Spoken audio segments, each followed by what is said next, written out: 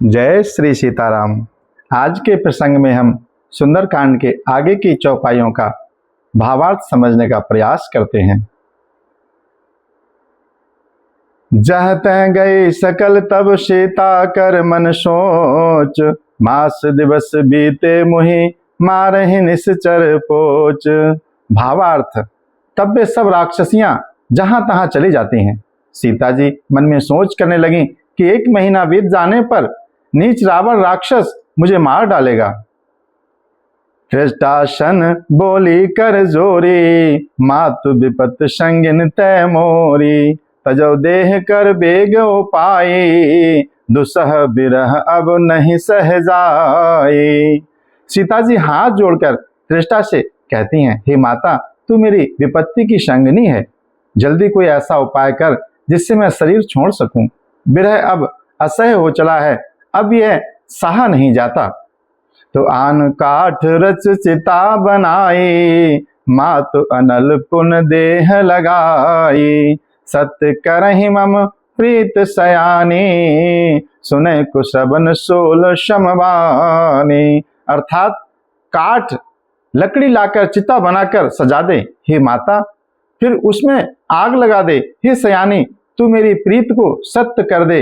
रावण की सूल के समान दुख देने वाली वाणी कानों से अब कौन सुनेगा।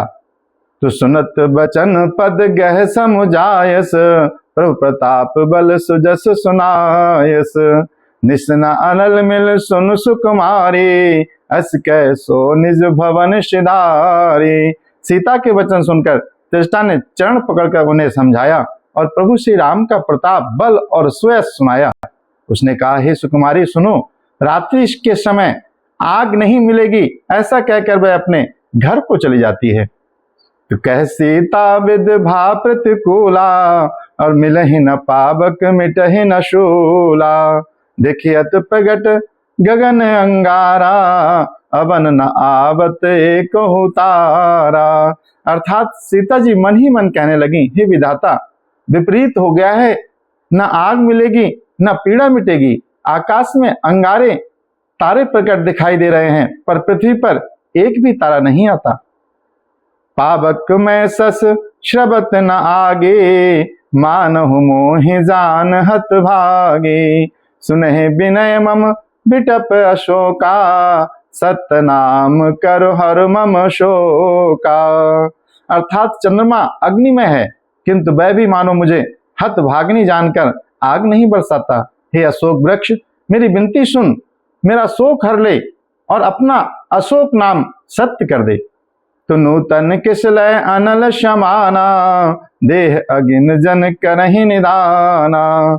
देख परम बिरहा कुल सीता, सोचन कपिहि कल्प शमवीता।